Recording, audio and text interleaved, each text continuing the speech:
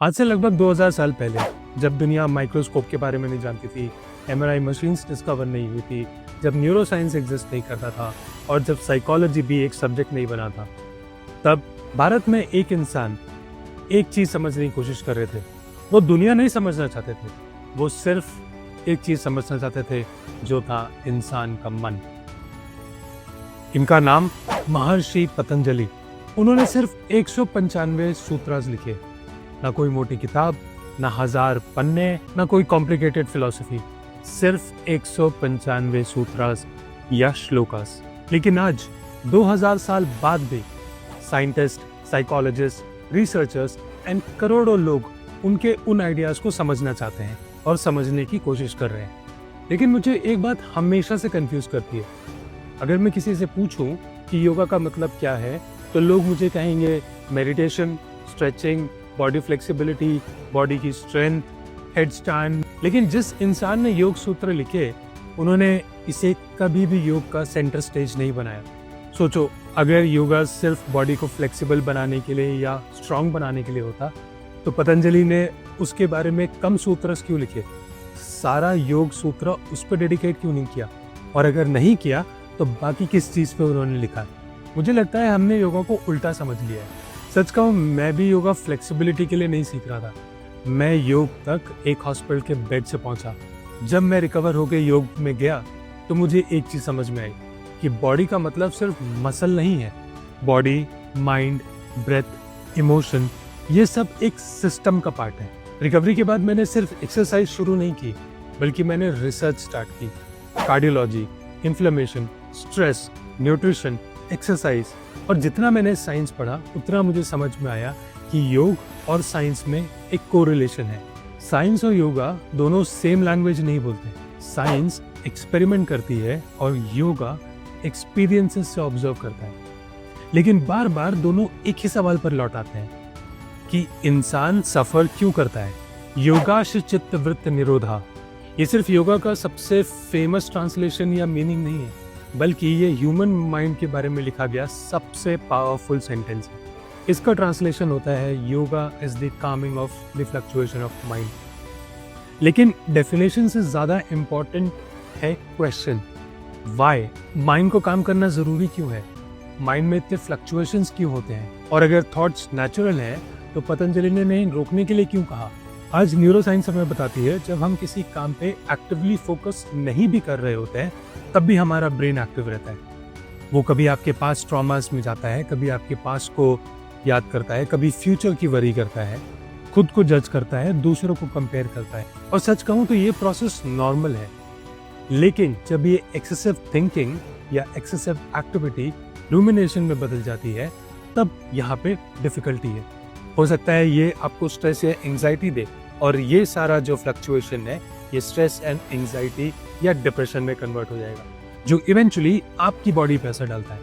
पतंजलि ने 2000 साल पहले इस वॉन्डरिंग एक्टिविटी को एक शब्द दिया, वृत्ति।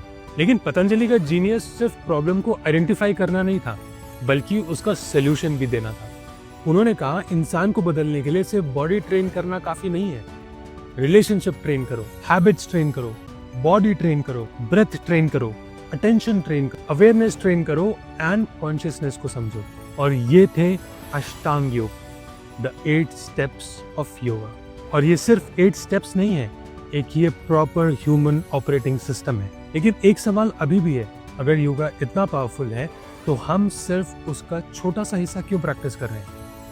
क्यों द साइंस ऑफ कॉन्शियसनेस सिर्फ एक स्ट्रेचिंग क्लास तक सीमित रह गई है? यहीं से शुरू होता है द साइंस ऑफ योगा।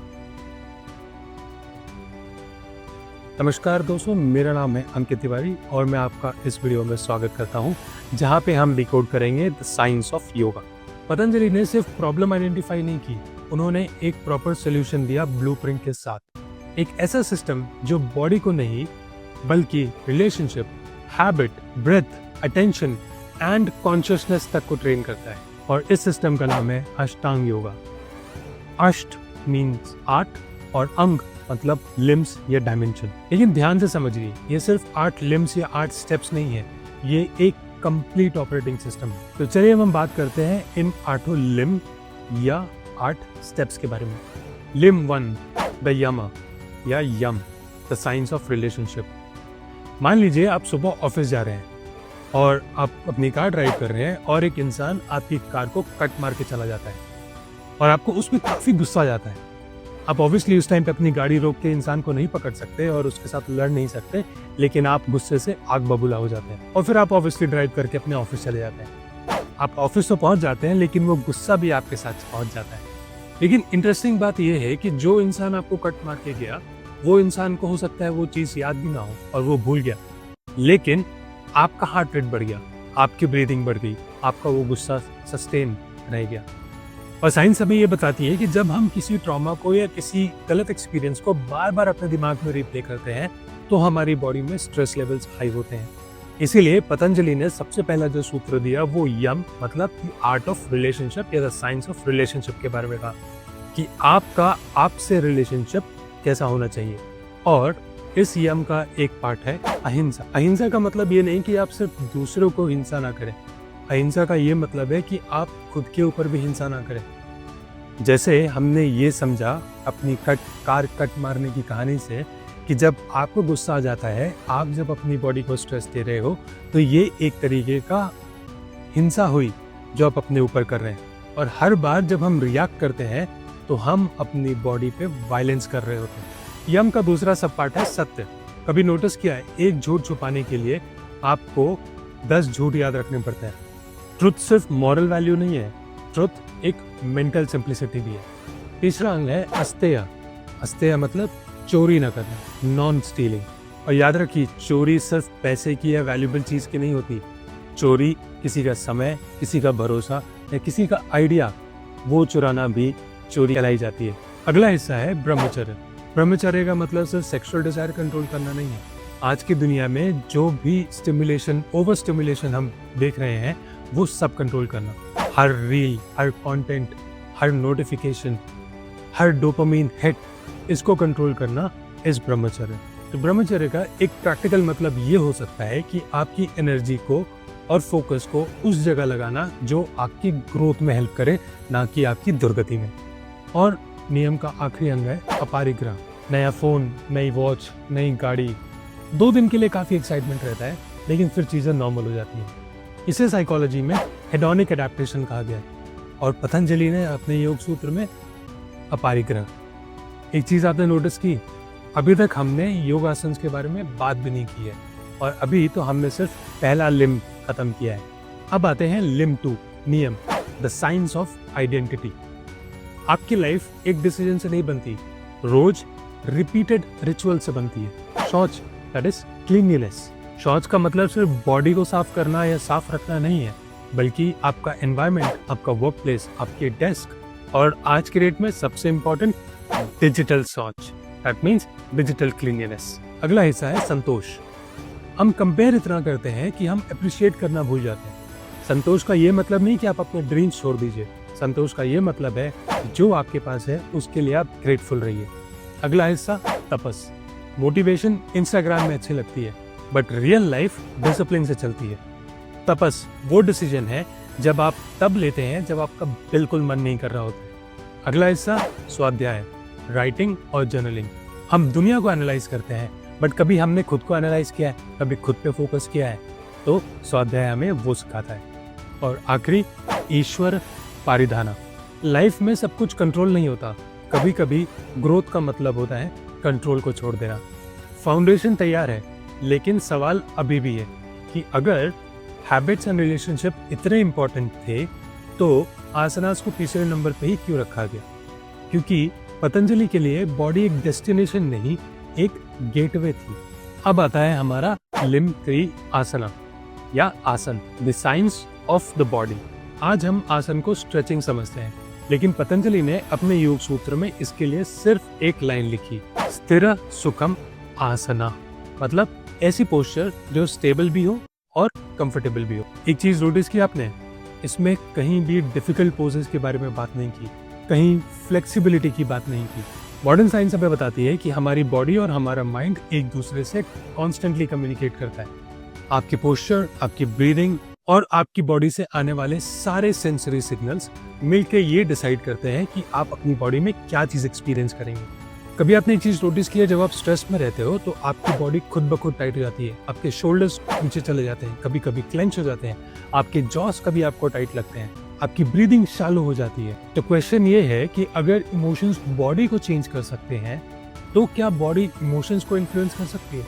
और इसी पॉसिबिलिटी को योगा एक्सप्लोर करता है। और आसनास बॉडी को पनिश करना नहीं है, बल्कि बॉडी की लैंग्वेज सीखना है। लेकिन बॉडी से भी पावरफुल एक चीज होती है जो हमारे इमोशंस के साथ चेंज होती है। तो इसी के साथ आता है हमारा चौथा limb, pranayama, the science of breath control. तो चलिए एक छोटा सा एक्सपेरिमेंट करते हैं। अभी इसी वक्त आप गहरी लंबी सांस लीजिए और उसे धीरे से छोड़िए। कैसा फील हुआ? आज psychologist and neuro scientist attention को एक लिमिटेड रिसोर्स मानते हैं और बार बार के इंटरप्शन आपके फोकस को तोड़ सकते हैं, और रेगुलरली अपना कॉन्टेक्स्ट स्विच करना एक मेंटल फटीग का कारण बन सकता है। पतंजलि ने इस प्रॉब्लम को 2000 साल पहले बिना सेलफोन के या बिना स्मार्टफोन के डिस्क्राइब नहीं किया था, लेकिन उन्होंने एक स्किल जरूर बताई थी, प्रत्याहारा। मतलब आप अपने अटेंशन को बार बार अपने वापस लेके आए। Not escaping the world but learning not to be controlled by it. अब छठा लिम्ब आता है dharana, the science of focus. Research बताती है कि जब हम बार बार इंटरप्ट होते हैं तो किसी भी काम में वापस फोकस करना एक चैलेंजिंग टास्क हो सकता है। Deep work, flow, single tasking, ये कोई नए कॉन्सेप्ट नहीं है। पतंजलि कहते हैं एक चीज पर टिकना सीखो। लेजर बीम, अटेंशन स्कैटर्ड होगी तो एनर्जी भी स्कैटर्ड होगी। अब सातवां लिम्ब है ध्यान, द साइंस ऑफ अवेयरनेस। कभी नोटिस किया है थॉट्स ऑटोमेटिकली आते हैं, मैं इनफ नहीं हूँ, कल मेरी ऑफिस में प्रेजेंटेशन थी वो खराब हो गई, वो मेरे बारे में या मेरा बॉस मेरे बारे में क्या सोचता होगा। और हम कई लोग अपने इन थॉट्स को अपनी आइडेंटिटी मान लेते हैं। मेडिटेशन थॉट्स को फोर्सफुली रोकना नहीं है, बल्कि मेडिटेशन ये समझना है कि आप वो थॉट्स नहीं हो, बल्कि आप उन थॉट्स को ऑब्जर्व करने वाले हो। And research on meditation shows that regular practice of meditation can improve attention and emotional regulation in many people. और फिर आती है समाधि, बियॉन्ड वर्ड्स। इस पॉइंट के बाद लैंग्वेज खत्म हो जाती है, इस पॉइंट के बाद वर्ड्स नहीं रह जाते इसको एक्सप्लेन करने के लिए। कभी किसी म्यूजिशियन को देखा है जो अपने म्यूजिक में इतना खो जाता है कि उसे समय का और अपने आसपास की चीजों का अंदाजा ही नहीं रहता। कभी किसी एथलीट को जो सिर्फ गेम रह जाता है। साइकोलॉजी में कुछ लोग इसे फ्लो स्टेट कहते हैं, और योगा इसे सिर्फ परफॉर्मेंस के लिए नहीं बल्कि जीने के लिए एक्सप्लोर करता है। समाधि कोई मैजिक नहीं है, कोई सुपर पावर नहीं है या कोई सुपरनैचुरल स्टेट नहीं है, बल्कि वो एक ऐसी स्टेट है जहाँ पे ऑब्जर्वर एंड एक्सपीरियंस के बीच का जो डिफरेंस है, जो बाउंड्रीज है, वो धीरे धीरे खत्म होने लगती है। तो ये थे 8 लिम्स ऑफ योगा। कुछ नोटिस किया? योगा सिर्फ बॉडी के बारे में नहीं है, ये रिलेशनशिप से स्टार्ट होता है, हैबिट्स को शेप करता है, बॉडी को प्रिपेयर करता है, ब्रेथ को रिफाइन करता है, अटेंशन को ट्रेन करता है एंड अवेयरनेस को डीपन करता है, और फिर इंसान को उसके असली नेचर की तरफ ले जाता है। जब मुझे हार्ट अटैक आया तो मैं आंसर्स ढूंढ रहा था, लेकिन मुझे एक डायरेक्शन मिला, एक फ्रेमवर्क मिला और एक प्रैक्टिस मिली। साइंस ने मुझे बताया कि बॉडी कैसे काम करती है, और योग ने मुझे ये बताया कि उस बॉडी के साथ मुझे जीना कैसे है। और शायद इसीलिए 2000 साल बाद भी पतंजलि के योग सूत्र रेलेवेंट है, और आज इसमें हतेरों और दर्जनों रिसर्च हो रही है। काफ़ी करोड़ों लोग, लाखों लोग दुनिया भर में इसे प्रैक्टिस कर रहे हैं। लेकिन जैसे कि हमने इस वीडियो में डिस्कस किया कि सिर्फ योग आसनास तक सीमित नहीं है। इन 8 स्टेप्स या 8 लिम्स के बारे में जो आज हमने जाना, मैं उम्मीद करता हूं कि आप इस 8 लिम्स को अपनी लाइफ में इम्प्लीमेंट करेंगे, और जो एक्चुअल योग है उस योग के साथ आप अपना जीवन व्यतीत करेंगे। हम आर्टिफिशियल इंटेलिजेंस बना रहे हैं, हम मार्स पर जाने की बातें कर रहे हैं, हम स्पेस एक्सप्लोरेशन कर रहे हैं, हम नई नई टेक्नोलॉजीज का इजाद कर रहे हैं, लेकिन जो मोस्ट इम्पॉर्टेंट टेक्नोलॉजी है, हमारा माइंड, शायद वो अभी हमसे दूर है। आई होप आपको वीडियो पसंद आया होगा। अगर आप इस चैनल पर नए हैं तो please consider subscribing to this channel. आपके लिए फ्री है, बट मेरे लिए बहुत बड़ा मोटिवेशन होगा। और अगर आपको इस वीडियो से कुछ वैल्यू मिली है तो प्लीज़ इसको लाइक करके ज़रूर जाइएगा। Before I end this video, I would like to say the greatest journey is not up to the mountains but into the depth of your own mind. Thank you for watching. नमस्ते।